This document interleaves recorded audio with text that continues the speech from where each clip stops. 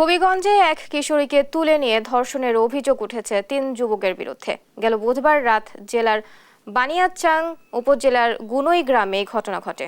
নির্যাতিতা কিশোরী জানায়, ওই দিন রাত আনুমানিক ৯টার দিকে প্রকৃতির ডাকে সাড়া দিলে ঘরের বাইরে গেলে পূর্ব পরিকল্পিতভাবে ওত পেতে থাকা একই গ্রামের ইকবাল, কামরুল ও হুমায়ুন তার মুখ চেপে জোরপূর্বক তুলে নিয়ে ইকবাল পাশবিক নির্যাতন চালায়। পরদিন তাকে উদ্ধার করে জেলা সদর হাসপাতালে ভর্তি করেন স্বজনরা। অভিযুক্তদের ধরতে চেষ্টা চলছে বলে জানায় পুলিশ।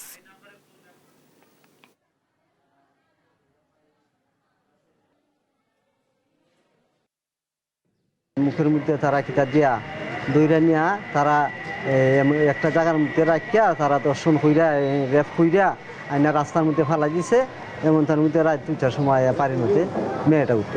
হাসপাতাল কর্তৃপক্ষ আমাদেরকে অবগত করলে আমরা থানা থেকে সাব ইন্সপেক্টর পাঠাই এবং ঘটনার বিষয়ে প্রাথমিক ইনভেস্টিগেশন করে ঘটনার সত্যতা পাওয়া যায় এবং এই নাহিদা আক্তার 14 বছরের একটু কিশোরী দর্শনের শিকার হয়েছে বলে জানা গেছে এবং এই সংক্রান্তে আমরা বানিয়াচং থানা অফিসার এনসিসির বরাবরে একটি ফ্যাক্স বার্তা প্রেরণ করেছি আইনগত ব্যবস্থা নেওয়ার জন্য।